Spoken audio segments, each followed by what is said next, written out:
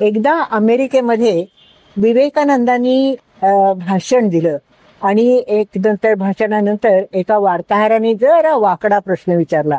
तो म्हणाला, आम्ही असं ऐकतो की तुमच्या देशामध्ये स्त्री आणि पुरुष यांना समान दर्जा नाही, खरं आहे का? खरं आहे, विवेकानंद म्हणाले, कारण आमच्या देशामध्ये आम्ही स्त्रियांना उच्च स्थान देतो, त्यांना आम्ही पूजनीय वंदनीय मानतो. आणि मग तो वार्ताहर गप्प झाला. आता हे चोख उत्तर आपल्या देशाच्या बाबतीत खरोखरच लागू आहे का, हा विचार करण्यासारखा प्रश्न आहे.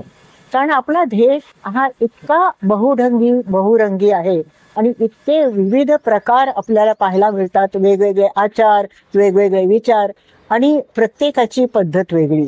त्यामुळे एक ठोस निष्कर्ष काढणं खरोखरच अवघड आहे.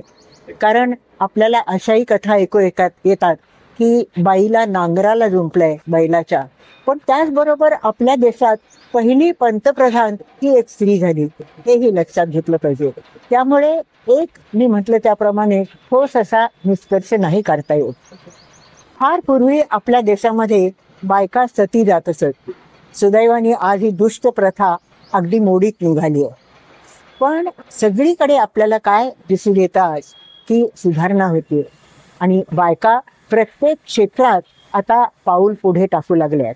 फार दूर कशाला जायचं, तुमची संस्था म्हणजे ऑल इंडिया शिवाजी मेमोरियल सोसायटीची केटरिंग आणि हॉटेल मॅनेजमेंटची टेक्नॉलॉजी शिकवणारी संस्था, या संस्थेची धुरा मला वाटतं गेली 20 वर्ष एका महिलेने सांभाळली आहे अतिशय समर्थपणे.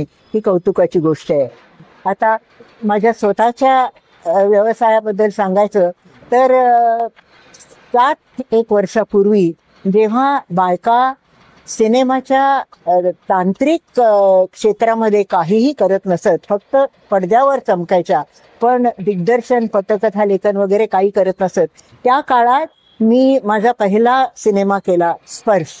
आणि सांगायला आनंद वाटतो अतिशय की या सिनेमाला 3 राष्ट्रीय पुरस्कार मिळाले.